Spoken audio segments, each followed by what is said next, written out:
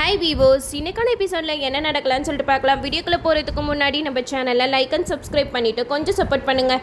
வாங்க இப்போ வீடியோக்குள்ளே போகலாம். எபிசோட் ரொம்பவே பரபரப்பாக போய்கிட்டு இருக்கு. நம்ம கார்த்தி எந்த ஒரு ஆதாரமே இல்லாமல் ஊர் பஞ்சாயத்து தலைவர்கள் முன்னாடி வந்து நிற்கிறாங்க. அப்போது சிவனாண்டி கார்த்தியை பார்த்து சொல்கிறாங்க, என்னப்பா கார்த்தி, என்னமோ ஒரு நாளில் ஏதோ ஒரு விஷயத்தை கண்டுபிடிச்சிட்டு வரேன்னு சொல்லிட்டு போனேன், உன்னால் எதுவுமே கண்டுபிடிக்க முடியல அப்படிங்கிற மாதிரி கேட்க, அதுக்கு கார்த்தி சொல்கிறாங்க, ஆமாம் என் கையில் இப்போ ஆதாரம் கூட இல்லை அப்படிங்கிற மாதிரி சொல்ல. இதை கேட்ட முத்துவேல் சொல்கிறாங்க, அப்புறம் என்ன, அதான் தெரிஞ்சு போச்சுல, இந்த பொண்ணு சொல்கிறது தான் உண்மை இருக்கிறப்ப எப்படி அவங்களால ஆதாரத்தை கண்டுபிடிக்க முடியும் அப்படிங்கிற மாதிரி சொல்லும்போது பஞ்சாயத்து தலைவர்கள்லாம் சொல்கிறாங்க, என்னப்பா சிவனாண்டி நீ பாட்டுக்கு பேசிக்கிட்டே போயிட்டுருக்க, கார்த்தி தம்பி என்ன தான் சொல்ல வராருன்னு கேட்போமே அப்படிங்கிற மாதிரி சொல்ல. அதுக்கு கார்த்தி சொல்கிறாங்க, இங்கே பாருங்கய்யா, என் கையில் இப்போ எந்த ஒரு ஆதாரமுமே இல்லை, அதுக்காக நான் ஒரு வழி வச்சுருக்கேன் அப்படிங்கிற மாதிரி சொல்லும்போது முத்துவேல் வந்து சிவனாண்டி கிட்ட சொல்கிறாங்க, என்னப்பா இவன் பாட்டுக்கு ஏதோ ஒரு வேலை வச்சுருக்கேன் அப்படி இப்படின்றான், எனக்கு ஒன்றுமே புரியல, நீ சீக்கிரம் அந்த பஞ்சாயத்து தலைவர்கள்ட்ட பேசி அந்த முதல் மரியாதையை நம்மளுக்கே கொடுக்க சொல்லு, நம்ம தலைமையில் தான் இந்த கோயில் கும்பாபிஷேகம் நடக்கணும் அப்படிங்கிற மாதிரி முத்துவேல் வந்து சிவனாடி கிட்ட சொல்லி தூண்டி விடுறாங்க. அப்போ சிவனாடி சொல்கிறாங்க, இங்கே பாருங்கய்யா, நீங்கள் கொடுத்த டைம் முடிஞ்சு போச்சு, அதுக்குள்ளே இவனால் ஆதாரத்தெல்லாம் கண்டுபிடிச்சி எடுத்துகிட்டு வர முடியல, அதனால பேசாமல் முதல் மரியாதையை எங்களுக்கே கொடுத்துருங்க, இந்த கோயில் கும்பாபிஷேகம் எங்கள் தலைமையில் தான் நடக்கும், இப்படி ஒரு கேவலமான ஆளுங்களாம் இந்த பூஜையில் கலந்துக்கிட்டா இந்த ஊருக்கு தான் அசிங்கம், அந்த கோயிலுக்கும் அசிங்கம் அப்படிங்கிற மாதிரி சொல்ல. இதை கேட்ட கார்த்தி சொல்கிறாங்க, இருங்க நீங்கள் இப்போ அடுக்கடுக்காக பேசிக்கிட்டே போகிறீங்க, நாங்கள் சொல்கிறதையும் கேளுங்க, எங்ககிட்ட ஆதாரம் இல்லை, ஆனால் எங்ககிட்ட ஒரே ஒரு விஷயம் தான் இருக்குது, இந்த உண்மையை நிரூபிக்கிறதுக்கு இந்த கலசம் தான் எங்கள் கையில் இருக்குது அப்படிங்கிற மாதிரி சொல்ல. இதை கேட்ட சிவனாண்டி முத்துவேல் ரெண்டு பேரும் பேசிக்கிறாங்க, என்னப்பா அந்த கலசத்தை வச்சு இவன் என்ன பண்ண போகிறான், அவனால் எதுவுமே பண்ண முடியாது சித்தப்பா, அவன் ஏதோ அவங்க மாமாவை காப்பாற்றணும்னு சொல்லிட்டு இந்த மாதிரி வேலையெல்லாம் பார்த்துட்டு இருக்கான், விடுங்க என்ன நடக்குதுன்னு பார்ப்போம் அப்படிங்கிற மாதிரி சிவனாண்டி சொல்லிக்கிட்டு இருக்காங்க. இந்த சைடு நம்ம கார்த்தி வந்து ஊர் பஞ்சாயத்து தலைவர்கள் கிட்ட அந்த கலசத்தை தூக்கி கொடுக்குறாங்க. கார்த்தி சொல்கிறாங்க, இந்த கலசத்தை தூக்கிட்டு இந்த அம்மா 2 தடவை இந்த கோயிலை சுற்றி வரணும், அப்படி அவங்க சுற்றி வரும்போது அவங்களுக்கு எந்த ஒரு ஆபத்தும் வரலன்னா இவங்க சொன்னது உண்மைன்னு நான் ஏற்றுக்கிறேன் அப்படின்னு சொல்லிட்டு கார்த்தி சொல்ல. இதை கேட்டால் அந்த பார்வதி வந்து இதெல்லாம் எனக்கு அத்துப்படி அப்படின்னு சொல்லிட்டு அந்த கலசத்தை வாங்கி அந்த கோயிலுக்கு சுற்ற போகிறாங்க.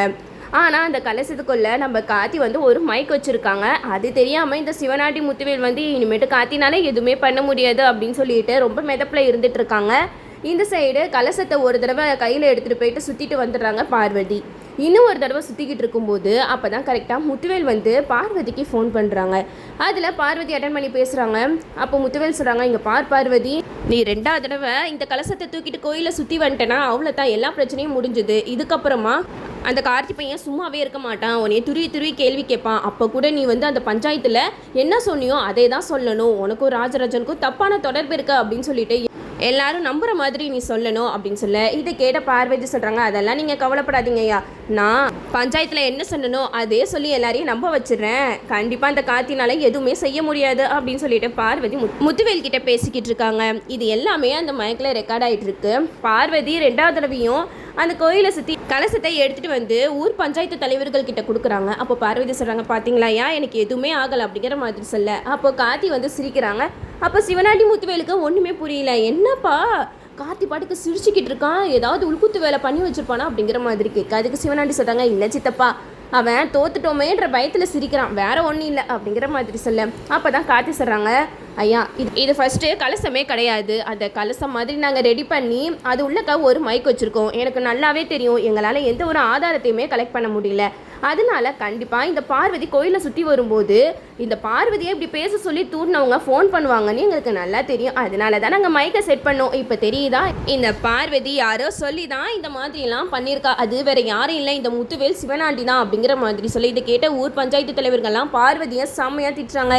என்னம்மா நீனு பணத்துக்காக ஆசைப்பட்டு இப்படி ஒருத்தன் மேலே அபாண்டமாக பழிய தூக்கி போடுற, எங்களுக்கு ராஜராஜனை பற்றி நல்லா தெரியும், அவர் அந்த மாதிரி பண்ணுறவரெலாம் கிடையவே கிடையாது அப்படிங்கிற மாதிரி சொல்லி. இதை கேட்ட பார்வதிக்கு வந்து தப்பிக்கிறதுக்கு வேற வழி இல்லாமல் எல்லாம் உண்மையை சொல்லிடுறாங்க. ஐயா நீ மன்னிச்சிருங்கய்யா, நான் பணத்துக்கு ஆசைப்பட்டு இந்த மாதிரிலாம் பண்ணிட்டேன், இவரை முன்ன பின்ன நான் பார்த்தது கூட இல்லை அப்படின்ட்டு எல்லா உண்மையுமே பார்வதி பஞ்சாயத்தில் சொல்லிடுறாங்க. இது கேட்டதுமே சிவனாண்டி முத்துவேலுக்கு என்ன பண்ணுறதுனே தெரியல. முத்துவேல் வந்து சிவனாண்டி கிட்ட சொல்கிறாங்க, என்னப்பா இந்த மாதிரி ஆயிடுச்சு, இந்த கார்த்தி பையன் இப்படி ஒரு வேலையை பார்த்து வச்சிருக்கானே அப்படிங்கிற மாதிரி சொல்ல. அதுக்கு நம்ம ஊர் மக்கள் எல்லாருமே சிவனாண்டி முத்துவேலை போட்டு பயங்கரமாக திட்டுறாங்க. என்ன தைரியம் இருந்தா எங்கள் ஐயாவை பற்றியே இப்படி தப்பாக பேச சொல்லி ஒரு பொண்ணு அனுப்பிச்சு வச்சிருப்பீங்க, உங்களெல்லாம் சும்மா விடக்கூடாது, இவரை உடனே போலீஸில் பிடிச்சி கொடுங்க, இவரை மன்னிச்சு விடுறனால தான் பெரியவர் கூட பார்க்காம இந்த மாதிரிலாம் தப்பான வேலைகளெல்லாம் பார்த்துக்கிட்டு இருக்காங்க அப்படிங்கிற மாதிரி சொல்ல. அதுக்கு பஞ்சாயத்து தலைவர் சொல்கிறாங்க, இங்கே பாருங்கம்மா, உங்கள் ஆதங்கம்லாம் எனக்கு நல்லாவே புரியுது. அதான் இப்போ உண்மை வெளியில் வந்துருச்சுல. அது மட்டும் இல்லாமல் கோயில் கும்பாபிஷேகம் நடக்க போகிற இந்த நேரத்தில் நம்ம தேவையில்லாமல் போலீஸ் ஸ்டேஷனாக அலைஞ்சிக்கிட்டு இருந்தால் கண்டிப்பாக அது நம்ம ஊருக்கு தான் அசிங்கம். அதனால கோயில் கும்பாபிஷேகம் முடிஞ்சதுக்கப்புறம் பார்த்துக்கலாம் அப்படிங்கிற மாதிரி சொல்லிடுறாங்க. அப்போ தான் நம்ம காட்சி சொல்கிறாங்க, இங்கே பாருங்கய்யா, எங்கள் மாமா இந்த பஞ்சாயத்தில் ரொம்பவே அசிங்கப்பட்டுட்டாங்க. அதனால இந்த பொண்ணு எங்கள் மாமா காலில் விழுந்து மன்னிப்பு கேட்கணும் அப்படிங்கிற மாதிரி சொல்ல, அப்போ பார்வதி காலில் விழுந்து மன்னிப்பு கேட்டுடுறாங்க. இங்கே என்ன நடக்குதுன்னு தெரியாமல் சந்திராவுக்கு மண்டை வந்து குழம்பி போயிடுச்சு. ஒரே டென்ஷனோட நம்ம சந்திரா வந்து சிவனாண்டிக்கு கால் பண்ணி பேசுகிறாங்க.